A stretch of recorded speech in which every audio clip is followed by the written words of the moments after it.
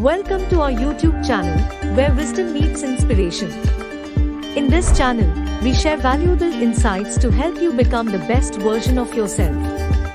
Our content is designed to uplift your spirit and enrich your life. Make sure to subscribe to our channel to stay connected with this incredible journey. Click the subscribe button below. Atma Vinigraha, control of the mind and senses. Atma means self, self-control. Now, self as pure consciousness does not need to be controlled, and you cannot. One need not and one cannot. It's just awareness. That's what we are. But the self in the sense of mind and senses, this personality, this person, control. So what does this mean? In the 6th chapter, Krishna had said to Arjuna, the mind is your own best friend and is your own worst enemy.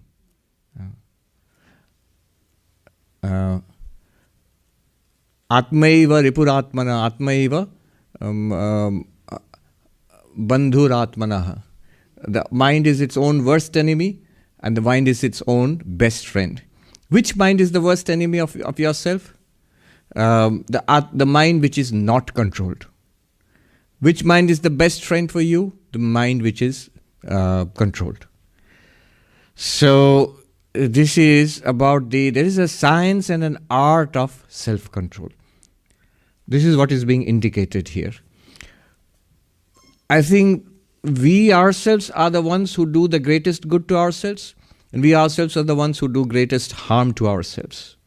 And if we just reflect upon our lives, the way we have led our lives, the way we have reacted to things happening in our lives, that's what has made the biggest difference in our lives. So self-control is of utmost importance. Now by self-control here, control of the mind and senses here, it does not mean shutting out life. You know, the way it is sometimes taught, your involvement in samsara is the one which creates all problems for us, our involvement in samsara. And Swami Vivekananda says it's the solution sometimes, renunciation, step back, don't get engaged in samsara. It's like he gives the example of a man who was being bothered by a mosquito. The mosquito sat on the head of the man, and his friend came and gave such a blow to the mosquito, not only killed the mosquito but killed the man also, or knocked him out. That solution, there's a solution of completely disengaging from society. Whether how much it is possible, I don't know. Even a monk in the high Himalayas is not completely disengaged from society. That's not what is meant here. How can we be engaged in life? In your jobs, in your careers, in your families, your personal lives, in our hobbies, in community, in whatever we are doing, and yet not get into trouble. Get into trouble means get ourselves into trouble. Get into trouble means not letting our minds get us into trouble. So how can we be engaged and yet not slip up? That's the art of self-control. That's what is being talked about here. Atma Vinigraha. What helps here? One is, of course, at the level of our actions, we need to clean up. The way we behave in society, what we do, from unethical to ethical, from immoral to moral, whatever we know to be immoral, whatever we know to be unethical, whatever we know to be indecent. Everybody, suppose you may not accept the standards set by religion or by society. I am a rebel. I live by my own standards. I march to the beat of a different drummer. All right, but you also, everybody has their own standards of morality and decency.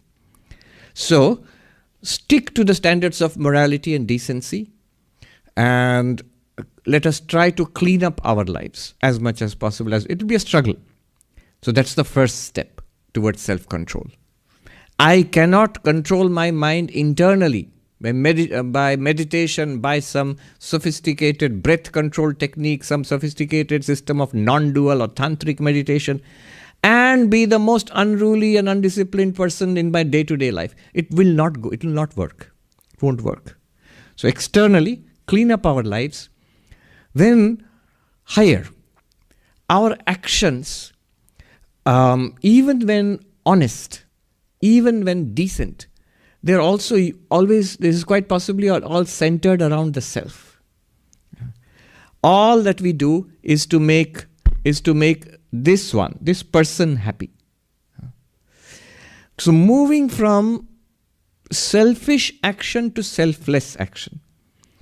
It seems counterintuitive. What we do not realize is all this strenuous effort to make I, me, mine happy. Everything is for the happiness of this person. It is misguided. And the proof of it is after living years, if you are 20 years old, 30 years, 40, 50, 60, 70, 80 years old, our common experience is I have not succeeded in finding deep, lasting peace. Well, nobody can without spirituality. So, selfless action. Moving from selfish action, decent action, but selfish. From that, first of all, from immoral to moral. In Sanskrit, from adharmika to dharmika. And that itself is a big struggle. And then from moral but selfish action. Most people are like that in society. In any good society, most people are moral and decent. Otherwise, the society would fall apart. But they are moral and selfishly moral. That means they do it for themselves. It's natural. From there to selflessness. Why? This is an enlightened selfishness. The more selfless we are, the more we are about the happiness of those other people around me. More we are trying to lead, as Vivekananda's words, a life of usefulness and selflessness. A life of usefulness and blessedness. The more happy we will be. It is counterintuitive. The more we work for ourselves, we think we'll be more happy. It doesn't seem to work too well. If you do it wisely, you will be a little happier than usual, but not really lastingly in a stable way. But selflessly, one is free of a lot of mental tension, mental hang-ups, complexes, if one does not think too much about one's own problems. The more we think about other people, what we can do for others, the more lighter we feel. Swami Ranganathanandaji was the president of our order, 13th president of our order. He would, his simple definition of spirituality, which I have repeated often. What is spirituality? He would say spirituality is when I close my eyes, I find peace within, meditation. When I open my eyes, my attitude is, what can I do for you? That is spirituality. Engaged with society, engaged with other people. What can I do for you? How may I be of service to you? How may I be of help to you? A life of helpfulness, usefulness. And inside by myself, quite happy, peaceful, serene. Our problem is we do exactly the opposite. When I close my eyes, I have no peace within. All sorts of thoughts, anxieties, desires, grudges, grumbling, everything pops up. And when I open my eyes, not what I can do for you, what can I get from you? The two are related actually. So selflessness. Then another way of controlling the mind make it lighter, happier, easily controllable, easily within our own control, is the devotion. Bhakti, devotion. As my love flows to God, in whichever way you worship, whatever your tradition is. If you do not have a theistic tradition, try to have one. And if you are not at all inclined that way, well, that's your loss.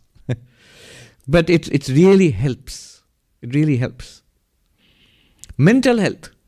Carl Jung, who was a very deep, a psychoanalyst, but very deep. He took religion seriously, which his senior counterpart, Freud, did not. And Freud took it seriously, but he took it as a serious pathology, not as... but Jung took it very seriously. And he said, I have often seen that in my patients who are in middle age or above, in most cases of mental illness, it comes with a dissociation, a divorce from their church. From whatever religious tradition you are part of, you have lost it or dropped away from it. You are not part of any kind of religious tradition. The two go together. I was at this meeting of psychiatrists and church leaders, religious leaders in Washington, D.C. a couple of years back. And one of the church leaders asked the psychiatrists that so far you've been inimical to us, against religion. So have you changed? Has your attitude towards religion? They said no, but you can't argue with the data. He said post-COVID, we are facing a crisis in mental health in this country. And that's why we need help to deal with this crisis. And we clearly see, the data clearly shows that those who have some kind of faith in any religious, spiritual tradition, some kind of deep spirituality, there's less incidence of mental illness. And even if there is more resilience there. So clearly, you can't argue with the data. So these are people who are hardcore against religion. And they are saying this. The mind comes much more easily under control if there is a great faith or devotion to God. I'm not saying that's a given, but it helps. It helps. It helps to have a reliance on a faith in a higher power. Psychological support. Then the third help for control of mind, of course, is meditation. It's when we start, not advance in meditation. One of the first lessons we learn in meditation is when we start meditating, everybody complains how difficult it is. My mind, I cannot control my mind is restless. Very good. Very good for two reasons. One reason is we've become aware for the first time how restless our minds are. It's only when you try to guide the mind along, whatever your meditation process, whether you're following the breath, repeating a mantra, visualizing a deity, whatever your meditation process, whichever tradition, it's all about attention, control of attention. And when we try to control attention, we see how our attention flickers. So many thoughts, feelings, memories, our attention gets diverted just like that. I want to repeat the mantra, the name of God, try it for even 5 minutes, 10 minutes, or even 5 minutes, or even 1 minute. We'll see you'll not be able to do it continuously. Swami Prabhavananda ji in his book, The Sermon in Mount according to Vedanta, the Sermon on the Mount according to Vedanta, there he quotes, "Blessed are the pure in heart, for they shall see God." One of the Beatitudes. Blessed are the pure in heart, before they shall see God. If we are pure in heart, we shall see God. What a great promise. Now a question might arise, how do I know I'm not pure in heart? How do I know? I might be pure in heart, who knows? How do I judge that? What's my purity meter in my heart, in my mind? And he gives an experiment. Swami Prabhavananda in that book, he gives an experiment. He says, try this. Suppose you say, I'm going to repeat the name of God, a mantra, Om Namah Shivaya, or something, in whichever tradition you are. I'm going to repeat it for the next 5 minutes. Try repeating it. You will find some other thoughts intrude. The mind flickers, goes else some here and there, and comes back again. This is a sign of impurity of mind, the impurity of the heart. A pure mind will settle down on God quickly. Will go straight to God. It's how strange it is. I want to put my mind on this, on something, X, Y, Z. I have decided, and it's just a matter of 5 minutes, and yet I can't do it. Why not? What's stopping me? It's not that I do not have the power of concentration. I have amazing concentration when it comes to gossip, when it comes to politics, or my favorite sports team. My mind is laser sharp, focused there. But when it comes to this, I can't. Why not? What pulls me down? So that is this impurity of the heart. There's a first good lesson to learn from there. That when we become aware, oh, my mind is so disturbed, so flickering. The second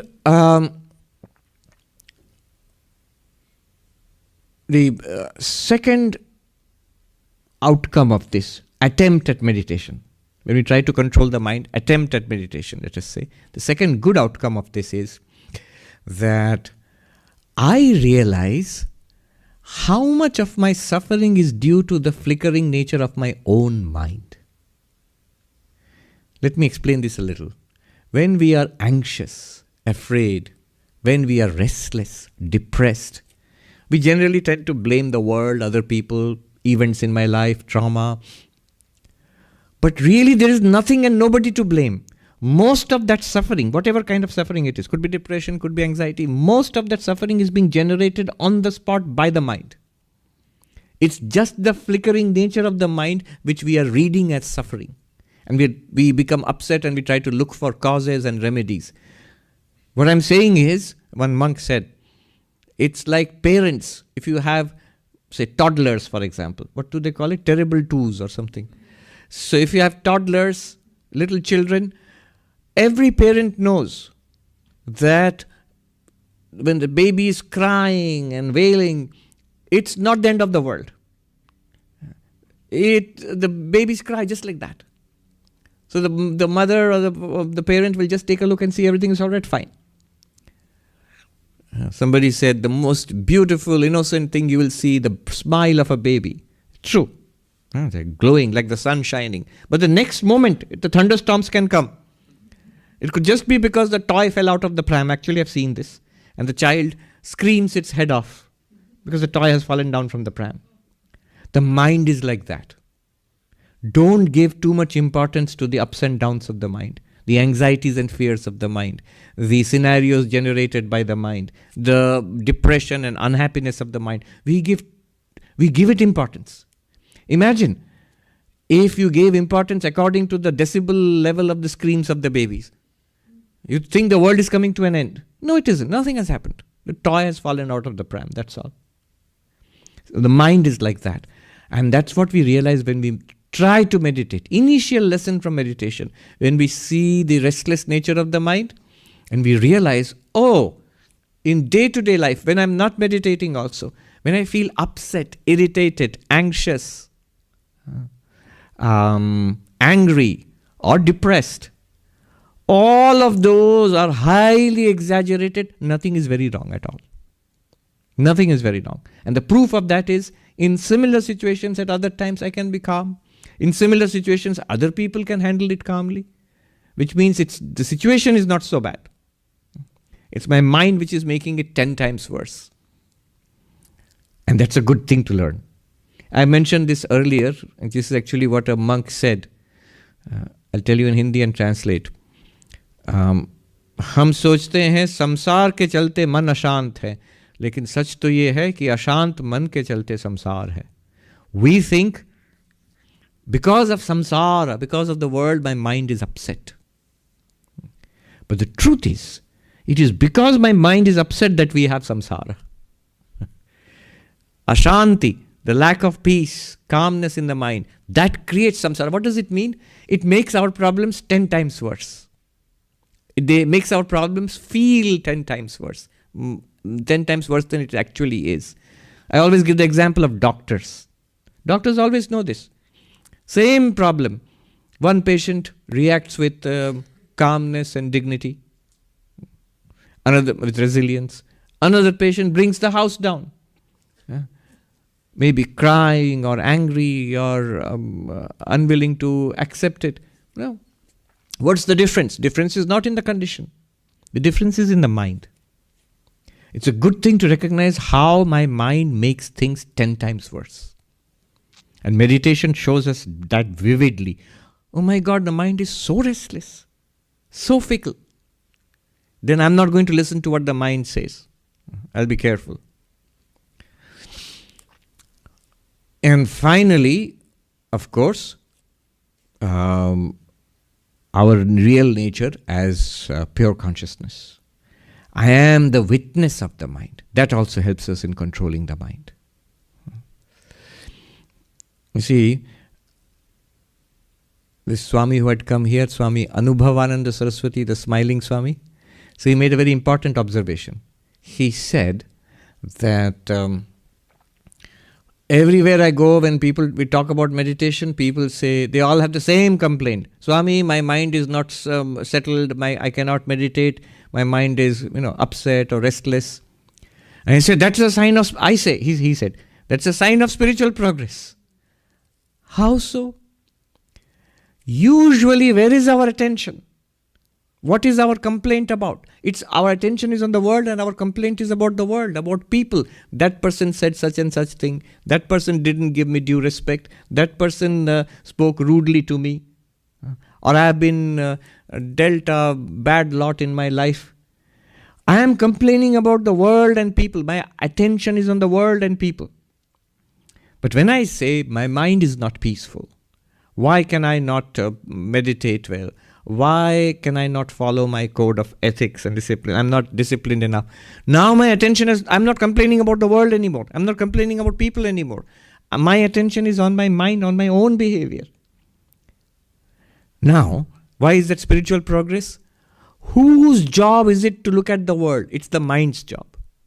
Whose job is it to look at the mind? It is the Sakshi, witness consciousness, Atman. Look at means illumine. Where are you seated? When you are looking at the world, you're seated in the mind. Then you're looking at the world. Where are you seated? When you're looking at the mind, you're seated in consciousness as the witness. I mean, in general. I'm making, not to make too fine a distinction. It's a good point. When we become more worried about our own actions, more conscious of our own thoughts, that's a sign of spiritual progress. Although we think we are complaining of the lack of progress, it's progress.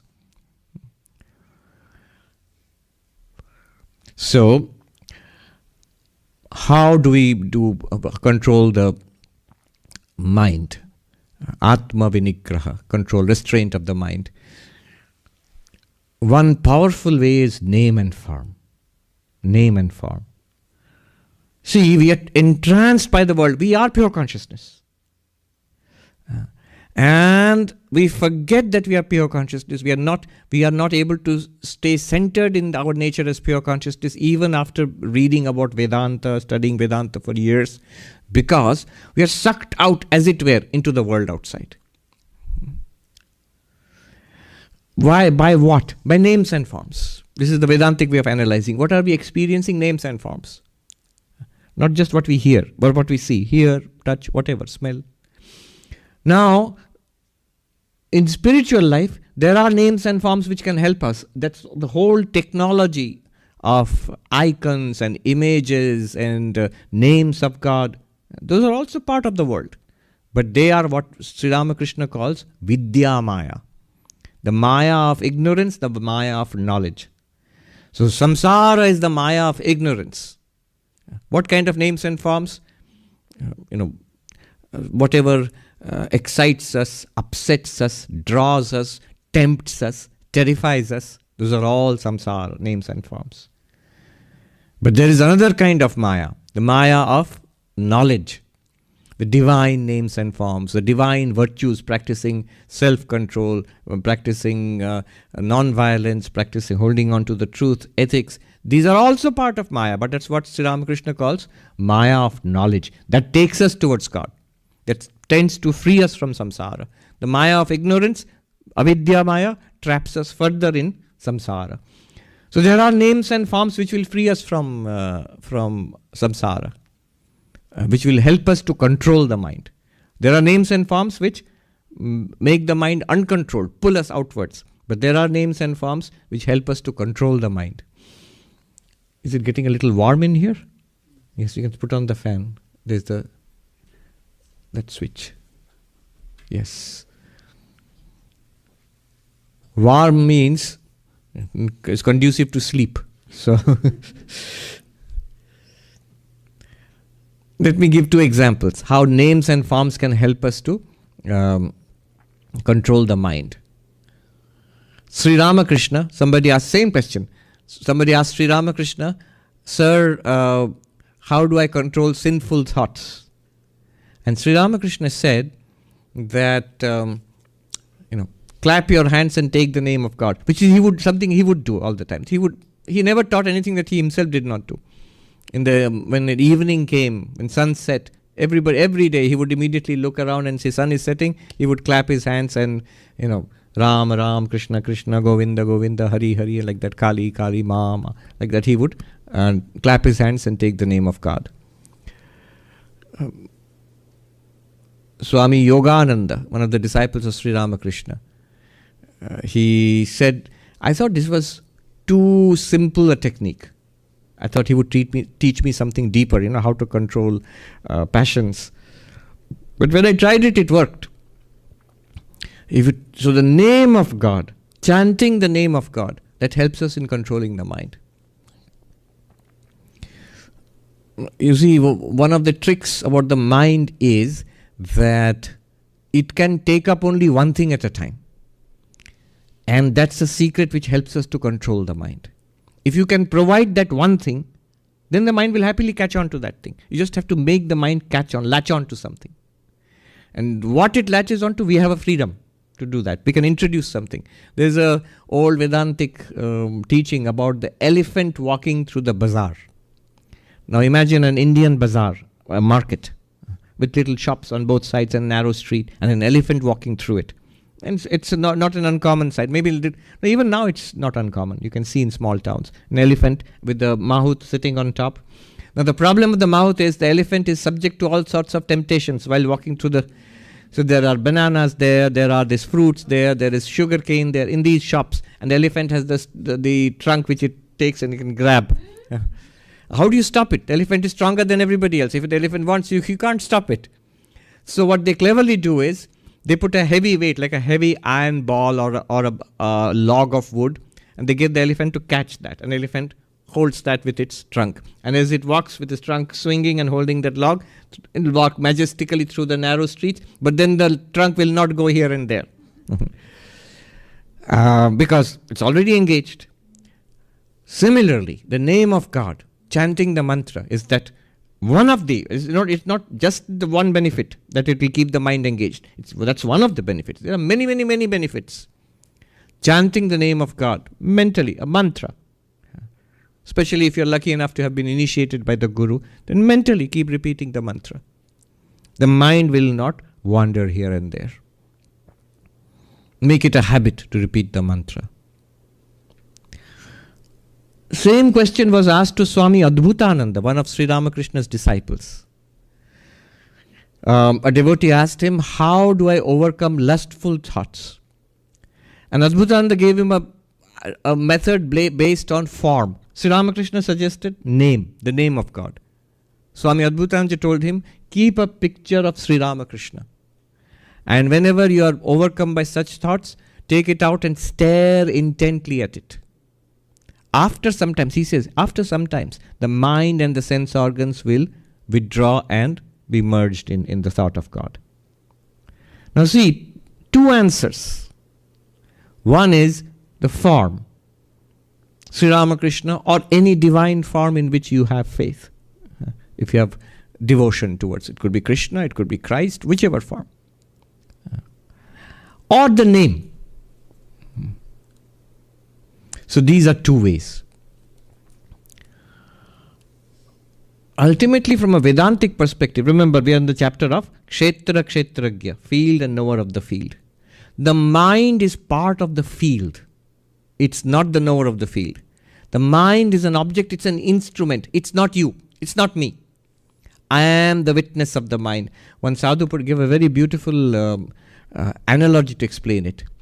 The child is playing with toys and in its own mind, running around and playing and jumping and dancing and singing, all in the careful vision, in the sight of the mother who watches it, keeps a watch on the child. And when the child is tired, it comes back to the mother and lies down and sleeps peacefully in the lap of the mother. Now that's a very good example. The child is the mind. It does many things, but always in the vision of the mother. Who is mother for the child? Consciousness. The mother is watching it. And when the child is tired, it comes back and lies down peacefully in the lap of the mother. What happens when the mind gets merged in sleep or in meditation?